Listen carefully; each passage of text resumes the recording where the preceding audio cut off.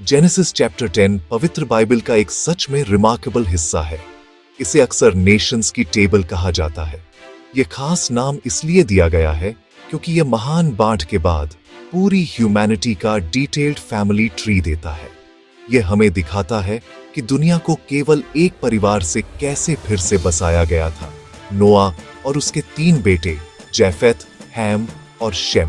ये चैप्टर एक पुल की तरह है जो एक परिवार की प्राचीन दुनिया को कई नेशंस, कल्चर्स और लैंग्वेजेस की डाइवर्सिफाइड दुनिया से जोड़ता है, जिसे हम आज देखते हैं।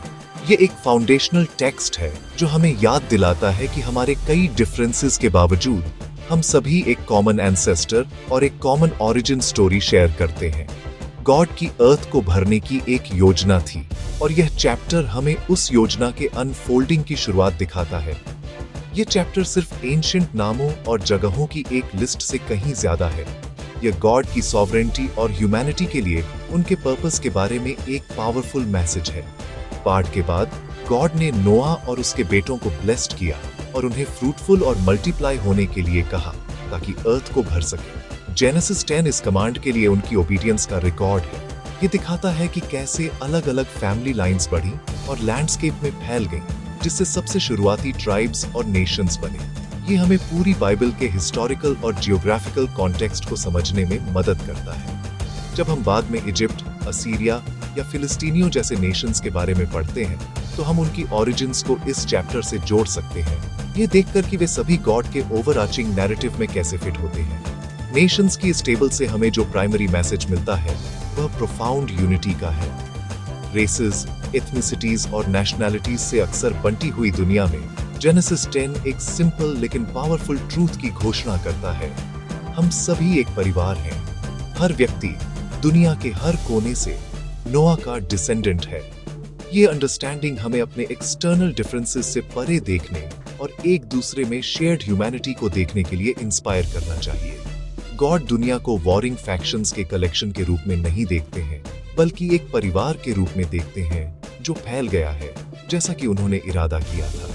ये चैप्टर हर व्यक्ति को डिग्निटी और रिस्पेक्ट के साथ ट्रीट करने के लिए एक डिवाइन रिमाइंडर के रूप में कार्य करता है, उन्हें मैनकाइंड के महान परिवार में दूर के रिश्तेदारों के रूप में पहचानते हुए। इससे पहले कि हम प्रत्येक बेटे के स्पेसिफिक डिसेंडेंट्स में डेल्व करें, इस जीनियोलॉजी के स्पिरिचुअल सिग्निफिकेंस को समझना महत्वपूर्ण है। गॉड जेनरेशंस को मेटिकुलसली ट्रैक कर रहे हैं। ये कोई रैंडम लिस्ट नहीं है, ये एक पर्पसफुल अकाउंट है। ये दिखाता है कि गॉड ह्यूमैनिटी के इतिहास में इंटीमेटली इन्वॉल्व्ड है। वह एक दूर के अनइन्वॉल्व्ड क्रिएटर नहीं है। इसके बजाय वह हिस्ट्री के लॉर्ड हैं जो अपने डिवाइन विल के अनुसार नेशंस के डेवलपमेंट को गाइड कर रहे हैं। यह चैप्टर बाइबल की बाकी कहानी के लिए स्टेज सेट करता है, जिसमें अब्राहम का कॉल और इजराइल के नेशन की स्थापना शामिल है, जिसके माध्यम से गॉड अर्थ के सभी पीपल्स के लिए सैल्वेशन लाएंगे। यह गॉड की अपनी क्रिएशन के प्रति फेथफुलनेस की कहानी है। यह अकाउंट जैफेत के डिसेंडेंट्स से शुरू होता है, जो नोआ का सबसे बड़ा बेटा था। बाइबल उसके बेटों को गोमर, मैगोग, मदई, जावन, टुबल, मेशेच और तिरास के रूप में लिस्ट करती है। ये नाम सिर्फ एंशिएंट आवाजें नहीं हैं, वे महान नेशंस के पिता बने जो मुख्य रूप से यूरोप और एशिया माइनर के रीजन्स में फैले। उदाहरण के लिए हिस्टोरियंस अक्सर जावन को ग्रीक पीपल्स से जोड़ते हैं और उसके बेटों को साइप्रस और एजियन आइलैंड्स जैसे क्षेत्रों से जोड़ते हैं। जैफेत के डिसेंडेंट्स को गॉड द्वारा इनलार्ज्ड होने के लिए ब्लेस्ड किया गया था, जैसा कि नोआ ने प्रोफेसाई की थी। वे दूर दूर तक चले गए, कोस्टलैंड्स और आइलैंड्स में बस गए। प्रत्येक परिवार ने अपनी भाषा और टेरिटोरी विकसित की। यह उस ब्यूटीफुल डाइवर्सिटी को इलस्ट्रेट करता है जिसे गॉड ने दुनिया के लिए इरादा किया था। जैफेत के डिसेंडेंट्स की कहानी अर्थ को भरने के लिए गॉड के कमांड का एक लिविंग एग्जाम्पल है।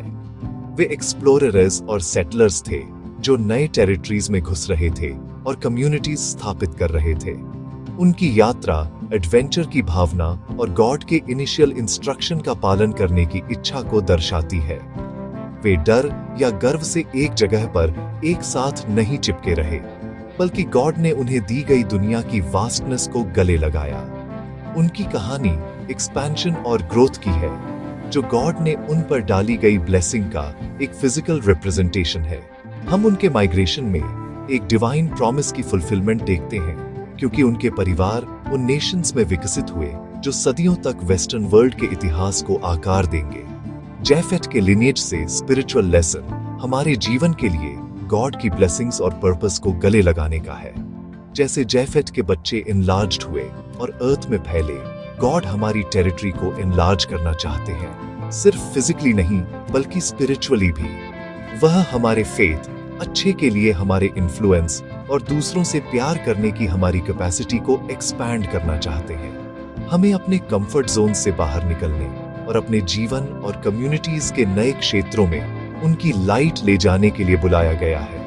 हमें छोटा रहने से संतुष्ट नहीं होना चाहिए जब गॉड का हमारे लिए एक महान पर्पस है। जैफेत की लेगेसी हमें ग्रोथ के लिए एक विजन रखने और यह विश्वास करने के लिए प्रोत्साहित करती है कि गॉड हमें अपनी इच्छा के अनुसार फलने फूलने के लिए स्पेस और रिसोर्सेज प्रदान करेंगे।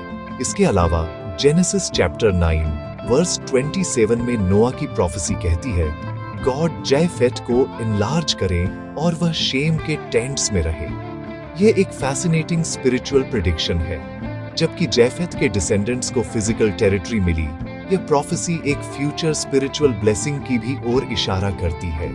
कई थियोलॉजियंस इसे इस बात की फॉरटेलिंग के रूप में देखते हैं कि कैसे जेंटाइल्स, जैफेट के डिसेंडेंट्स, एक दिन इजराइल के स्पिरिचुअल ब्लेसिंग्स में स्वागत किए जाएंगे। शेम के डिसेंडेंट्स मसीहा यीशु मसीह में फेथ के माध्यम से।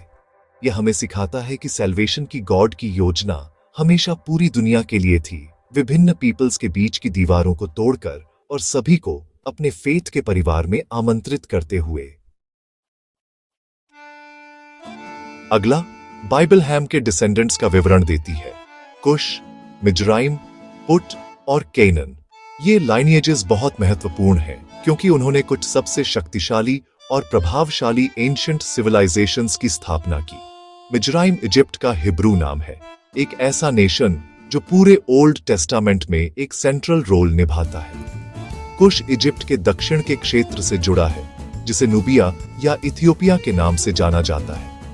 पुट को अक्सर लीबिया से जोड़ा जाता है और कनान के डिसेंडेंट्स उस भूमि में बस गए जो बाद में अब्राहम को प्रॉमिस्ड की जाएगी। हैम के बेटों ने माइटी एम्पायर्स और ग्रेट सिटीज का निर्माण किया, लेकिन उनका इतिहास रिबेलियन, आइडोलेट्री और गॉड के तरीकों के ऑपोजिशन से भी चिह्नित है। हैम के वंश में एक की फिगर निम्रोद है, जो कुश के माध्यम से हैम का पोता है।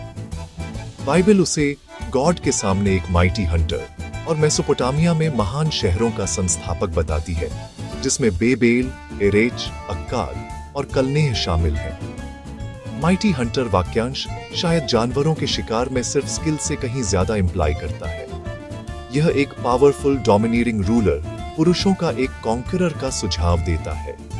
निम्रोद पावर, कंट्रोल और सेल्फ ग्लोरिफिकेशन की ह्यूमन डिजायर का प्रतिनिधित्व करता है। उसने गॉड का सम्मान करने के लिए नहीं, बल्कि अपने लिए एक नाम बनाने के लिए किंगडम्स बनाए। उसकी कहानी ह्यूमन प्राइड और गॉड के अथॉरिटी की अवहेलना में एक वर्ल्डली एम्पायर बनाने की एम्बिशन का एक क्लासिक एग्जाम्पल है। हैम के वंश से और विशेष रूप से निम्रोद से स्पिरिचुअल लेसन, प्राइड और सेल्फ रिलायंस के खतरों के खिलाफ एक पावरफुल वार्निंग है। निम्रोद की एक महान किंगडम बनाने की एम्बिशन अगले चैप्टर में टावर ऑफ बेबेल में कल्मिनेट होती है, जो दिखाता है कि जब ह्यूमैनिटी गॉड से अलग ग्रेटनेस सीक्स करती है तो क्या होता है।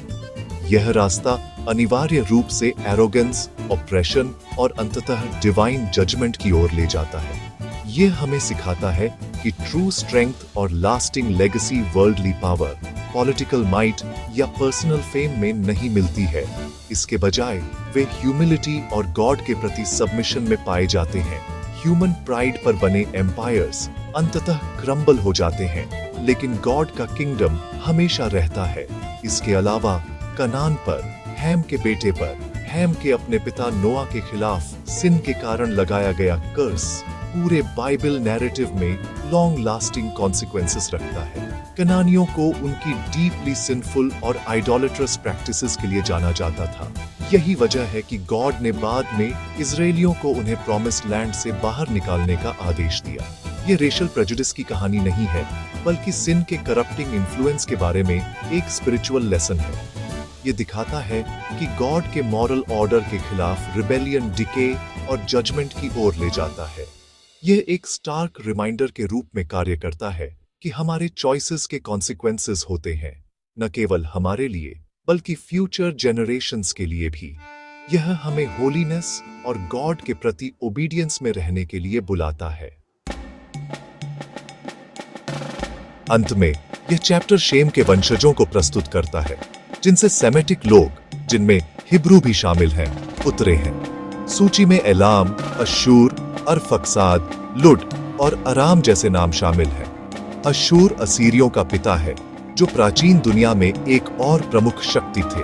हालांकि इस वंश का ध्यान जल्दी से अरफक्साद की रेखा पर केंद्रित हो जाता है, क्योंकि इसी रेखा से गॉड के चुने हुए सेवक अब्राहम अंततः आएंगे। यह खंड बहुत सावधानी से लिखा गया है, क्योंकि यह मेसायाही रेखा को ट्रेस करता है, वही पारिवारिक वृक्ष जो उद्धारकर्ता यीशु मसीह के जन्म की ओर ले जाएगा।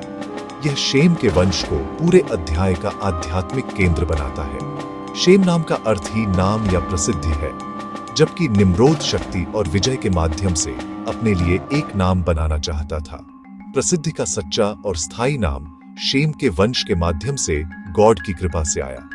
यह एक सुंदर आध्यात्मिक विरोधाभास प्रदान करता है। सांसारिक महानता क्षणभंगुर है, लेकिन विश्वास की विरासत अनंत काल तक बनी रहती है। शेम के वंशज हमेशा राजनीतिक या सैन्य रूप से सबसे शक्तिशाली नहीं थे, लेकिन उन्हें कुछ कहीं अधिक मूल्यवान सौंपा गया था, गॉड के पवित्र वादे। उन्हें गॉड के रहस्योद्घाटन के संरक्षक और वह माध्यम चुना गया था, जिसके माध्यम से वह पृथ्वी के सभी राष्ट्रों के लिए अपना उद्धार लाएंगे। शेम की रेखा से आध्यात्मिक सबक दिव्य चुनाव और विश्वास का है। यह हमें सिखाता है कि गॉड अपनी महान योजना को पूरा करने के लिए विशिष्ट चुने हुए लोगों और परिवारों के माध्यम से अपने उद्देश्यों को पूरा करते हैं। शेम के वंश का चुनाव उनकी अपनी योग्यता पर आधारित नहीं था, बल्कि गॉड की संप्रभु कृपा और पूर्व ज्ञान पर आधारित था। यह हमें याद दिलाता है कि गॉड की योजना में हमारा स्थान एक उपहार है, कुछ ऐसा नहीं जिसे हम कमाते हैं। हमारी भूमिका उन आशीर्वादों और जिम्मेदारियों के वफादार प्रबंधक बनना है जो वह हमें देते हैं। ठीक वैसे ही जैसे शेम की रेखा में वफादार लोगों ने एक ऐसी दुनिया में एक सच्चे गॉड के ज्ञान को संरक्षित किया जो तेजी से मूर्तियों की ओर मुड़ रही थी। अंततः तीनों बेटों जैफेत, हैम और शेम की कहानी गॉड की अंतिम योजना में एक साथ आती है। जैफेत और हैम से पहले राष्ट्र, जो अक्सर गर्व और मूर्ति पूजा में खो जाते थे, एक दिन उस उद्धार के सुसमाचार को सुनेंगे जो शेम की रेखा से आया था। बाइबल हमें बताती है कि अब्राहम में, शेम के एक वंशज में, पृथ्वी के सभी परिवार धन्य होंगे।